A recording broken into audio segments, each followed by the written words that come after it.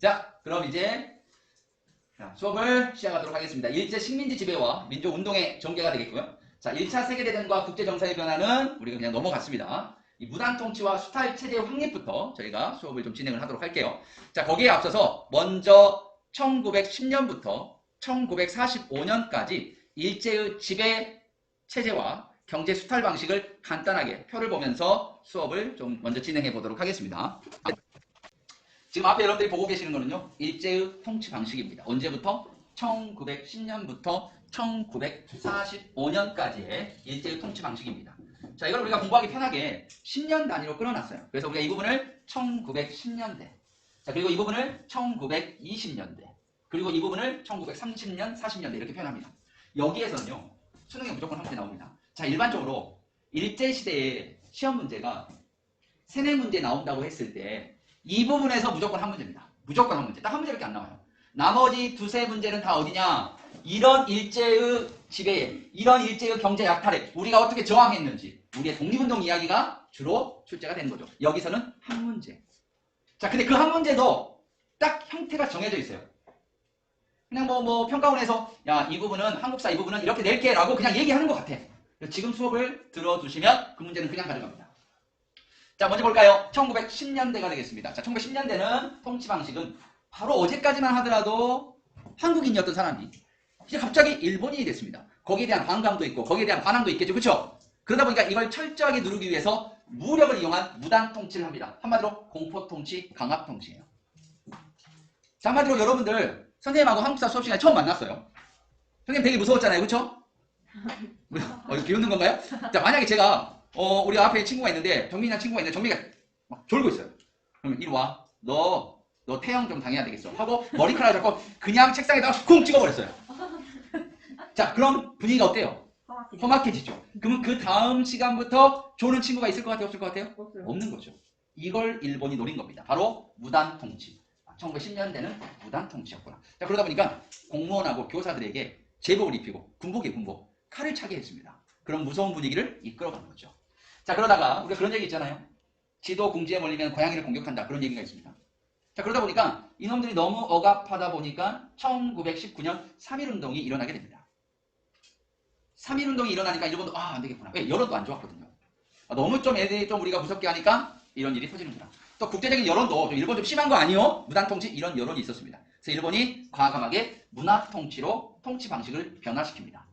자, 여기다 제가 별을 3개나 해놨는데요. 이거 정말 시험에 잘 나옵니다. 3.1운동 자체도 시험에 잘 나오지만 무단통치에서 문화통치로 바뀌게 된 이유가 뭡니까? 3.1운동이죠. 보통 문화통치를 거기로 내놓고 다음과 같은 통치 방식으로 바뀌게 된 배경은 3.1운동. 자, 무단과 문화. 문화가 훨씬 부드럽잖아요. 훨씬 부드럽습니다. 문화. 부드럽잖아요. 자, 선생님 진짜 잘해줬나요? 아닙니다. 택도 없는 소리입니다. 우리를 가지고 장난쳤습니다. 기만했어요. 이걸 다르게 얘기하면 먼 척한 거예요. 착한 척, 나쁜데 착한 척. 좋은 척, 나쁜데 좋은 척. 자상한 척, 실제로는 악랄한데 자상한 척 한 거예요. 그래서 우리가 기만 통치라고 이야기를 합니다. 이 부분 공부하실 때는 일본이 어떻게 하기로 했는데 실제는 어땠다, 뭐 이런 것들. 쉽게 얘기하면 이 시기에는 무단 통치이기 때문에 헌병, 군인들이 경찰을 했습니다. 얼마나 무서워. 야, 일반 경찰들이 2명, 3명 다니는 거하고 군인들이 총 들고 2명, 3명 다니는 거하고 후자가 훨씬 무섭잖아. 그래서 이런 공포 분위기를 바꾸겠다. 부드럽게 해서 보통 경찰제로 바꿉니다. 보통 경찰제로 바꿔요. 그러놓고 인력과 장비는 3배, 4배 늘립니다. 말뿐인 거죠. 말뿐인 겁니다. 자, 그렇게 가다가 1929년에 경제대공황이 터집니다. 그냥 세계적으로 경제가 힘들었어요. 자, 경제공황이 터지니까 어떤 일이 발생하냐면 일단 유럽은 이걸 어떻게 극복해? 유럽은 지들끼리 뭉쳐요. 바로 뭐예요? 블록 경제입니다. 지들끼리 뭉쳐. 난 이게 부족한데 넌 이게 부족하지. 야, 우선 바꾸자. 지들끼리 뭉쳐. 이게 유럽연합의 출발점이라고 보시면 돼요. 자, 그러면 미국 갑시다. 자, 미국은 어떻게 극복합니까? 당시 대통령의 이름을 달던 뉴딜 정책으로 극복합니다. 학교를, 다리를, 도로를, 공장을 다 부셔. 그리고 새로 짓는 거야. 새로 지으면 많은 사람들이 투입되고 많은 노인이 투입되고 경제가 어떻게? 살아나죠. 실업자가 줄어들고 많은 노동자들이 발생하고 그 노동자들은 돈을 받고 그 돈을 통해서 물건을 사고 물건을 사니까 공장들이 공장을 돌려서 물건을 생산하고 경제가 살아나는 거예요. 그러면 1차 세계대전 이후에 독일 어떻게 됐어? 일본. 얘네들은 뭐 할 게 없어. 그래서 애들의 선택은 침략이었죠. 자, 독일과 일본은요 할 게 없습니다. 그래서 선택지가 침략이었죠. 약한 국가를 침략해서 물건을 만드는 원재료를 확보하고 자신들이 만든 물건을 판매할 수 있는 판매처를 확보하기 위해 가장 좋은 방법이었습니다. 그래서 독일에 히틀러가 나오죠. 2차 세계대전이 일어나는 겁니다. 일본은 중국을 침략하고 심지어 미국까지 공격하죠. 자, 그럼 그런 전쟁에 우리 한국인들을 동원해야 됩니다. 자, 저에게 일본이 너 일본을 위해 싸워라 라고 하면 안 싸울 겁니다. 여러분들도 마찬가지죠. 그래서 아예 1930년대 40년대는 너희는 한국인이 아니야, 너희는 일본인이야 하는 우리 민족 말살 통치를 실시하는 겁니다. 이때 막 나오는 거예요. 창씨개명, 궁성요배 이런 거. 자, 창씨개명이라는 것은 일본 이름 바꾸는 거거든요. 자, 여러분들 할아버지나 할머니 또는 뭐 증조할아버지나 증조할머니 뭐 같이 살아계시는 분들은 이 시대에 사셨던 분들이 있을 겁니다. 그럼 그분들은요 창씨개명을 하셨을 거예요. 그럼 창씨개명했다고 친일파냐? 아니에요. 저도 했었을 겁니다. 가면 자, 그 당시는요 국가 공출제라서 전쟁에 온통 쌀이 국량리로 들어갔기 때문에 사람들에게 쌀을 배급했습니다. 배급했단 말이에요. 그럼 제가 받으러 가요. 쌀 받으러 왔습니다. 이름이 뭡니까? 저 윤지연입니다. 이 새끼, 야 일본인 아닌 사람 안 줘. 꺼져. 그럼 바로 가서 창씨개명 해야 돼요. 쌀 받아서 먹어야 되니까. 딱 가는 거예요. 너 이름 뭐야? 너 윤지연 아니? 아, 저 이름 바꿨습니다. 뭐야? 빠가이로! 바꾸는 거예요. 빠가이로입니다. 아, 그래? 빠가이로. 자, 받아. 쌀 열가면 이렇게 주는 거예요. 이런 식이에요. 민족 말살 통치입니다. 30년대, 40년대. 일제의 통치 방식을 바꿔요. 자, 일제의 경제 약탈 방식을 보겠습니다. 자, 지금 우리가 내용을 설명하는 게 아니에요. 우리가 이제 배울 내용을 미리 보게 하는 겁니다. 이쪽 예고편이에요. 이것만 이해하셔도 실제 수능 문제 푸는 데는 좀 수월할 수 있습니다. 자, 경제 약탈 가볼까요? 자, 토지조사 사업입니다. 매월 매딜까지 신고하세요. 자신이 가지고 있는 토지를. 왜? 조선 총독부. 통감부에서 이름 바꿨습니다. 통독부로 1910년에. 총독부에 세금을 많이 걷기 위해서 이 땅에 누구인지 확실히 알아야 될 거 아니야. 자, 그리고 그걸 신고하게 한 거야. 근데 기한을 뒀어. 매월 매딜까지. 신고 안 하면 총독부가 다 가져가. 근데 신고하려고 해도요. 하기가 힘들어. 왜? 절차가 복잡해. 그리고 홍보를 막 해야 되잖아. 홍보도 안 해. 행하세요. 이런 식으로. 행하세요. 뭐라고요? 행하세요. 뭐라고요? 행하세요. 끝났네요. 뭐 이런 식으로. 한마디로 제대로 홍보도 하지 않았고 제대로 안내도 안 됐고 신고 절차도 복잡했습니다. 그러다 보니까 미신고된 토지가 우리나라 토지의 40%를 조선 총독부가 가져갑니다. 그래서 이걸 동양척식 주식회사에 넘기고 동양척식 주식회사는 또 일본인에게 헐값에 넘기는 거죠. 자, 이제 토지를 다 빼앗았네요. 20년대로 가겠습니다. 자, 20년대로 가면 일본은 1920년대는 엄청나게 공장을 많이 세웠거든요. 일본은 쌀이 부족했어. 야, 이거 어떻게 하지 그럼? 우리 공장을 다 다시 부수고 농사를 지을까? 뭐하러 그래? 그럴 필요 없잖아. 우리 한국 있잖아 하고 한국에서 쌀 생산을 늘립니다. 산미 증식 계획이죠. 일본 내 부족한 쌀을 우리나라에서 해결하기 위해서 실시한 겁니다. 쌀 생산을 늘려서 전부 일본으로 가져가는 거죠. 자, 우리나라에 생산한 쌀을 전부 일본으로 가져가니까 국내 쌀값이 어떻게 되겠어? 폭등하겠죠. 대부분의 사람들은 쌀을 사 먹을 수 없는 처지, 매우 힘든 상황이 됩니다. 자, 이때로 갈까요? 자, 이때는 병창 기지화 정책입니다. 그냥 우리가 전쟁 기지가 되는 거예요. 또 뭐가 있냐? 남쪽에서는 공업 면을 기르고 북쪽에서는 양을 기르는 거죠. 남명 북양 정책을 통해서 공업 원료를 확보하는 겁니다. 그리고 결국 1938년 국가 총동원령을 내리죠. 한마디로 우리 한국의 모든 인적 물적 자원을 전부 이때부터 이제 막 나오는 거예요. 뭐가? 지원병, 징병, 징용, 일본군, 강제, 위안부 등등 다 이 이후부터 나오는 겁니다. 이게 바로 일제의 통치 방식이 되겠습니다. 자, 이게 시험 문제에는요 어떤 식으로 설명했던 부분의 문제가 수능이나 전국연합이 어떻게 출제되면 다 이런 형태예요. 조선 태양령이 시행된 이 시기에 보도된 태양 집회 사례입니다. 이렇게 되어 있죠. 자, 여기 보면 조선인들을 대상으로 엉덩이 볼기짝을 때리는 거예요. 집안 청소를 게을리하였다고 10대를 맞았답니다. 여러분들은 매일 10대를 맞아야겠죠. 덜 익은 감을 팔았다고 80대를 맞아야 됩니다. 위통을 벗고 일했다고 10대를 맞습니다. 그러면 뭐 엄청나게 맞아야 되겠죠. 자, 일제가 일상생활까지 통제하면서 공포 분위기를 조성했답니다. 그럼 이건 언제예요? 1910년대예요. 항상 1910년대의 사례를 제시를 해. 그리고 나서 같은 시기를 고르라는 거예요. 1910년대 강압적인 정책이나 모습들을 그 중에 하나를 내고 다른 거 하나를 고르라는 겁니다. 자, 그러면 이 중에서 고르면 되는 거예요. 그냥 1, 2, 3, 4, 5번 봐보세요. 제일 무서운 게 뭐야? 국정감에서 공부해. 이게 제일 무섭네요. 공부가 제일 무섭죠? 공부, 솔직히, 다 1번이네. 공부가 제일 공포스러운 거 아니에요? 맞아요. 아닌가요? 홍범 14제를 반포하는 국악. 이건 무서울 거 없잖아. 경연에 참석한 홍문관 간호. 이것도 뭐냐, 뭐, 판원이니. 도경맞이 이것도 뭐. 학교에서 제복을 입고 칼을 찬 교사. 이게 무섭나요? 웃길까? 제가 군복 입고 온 거예요. 군복 입고 비슷한 총각 온 거예요. 들어오면서 빵이야 하고 오는 거예요. 뱅뱅뱅 하면서. 답은 몇 번입니까, 여러분들? 답은 몇 번이에요? 5번이 되겠습니다. 학교에서 제복을 입고 칼을 찬 교사. 무서운 분위기를 이끌어가는 거예요. 이런 형태예요, 전부 다. 수능에서는 이런 형태가 되겠습니다. 자, 그럼 오늘은 여러분들하고 1910년대를 봐보도록 하겠습니다. 자, 가볼게요. 자, 가보겠습니다. 자, 그럼 넘어갈게요. 자, 조선 총독부입니다. 1910년대 통감부가 이름을 조선 총독으로 바뀌게 되고요. 조선 총독 절대 권력입니다. 당시 일본 아이들의 꿈이었다고 그래요. 저 가끔 소없는 초등학생들, 너 꿈이 뭐니? 그러면 저는 대통령이요 이러잖아요. 여러분들 중에서 그런 꿈을 가진 분도 있었을 겁니다만.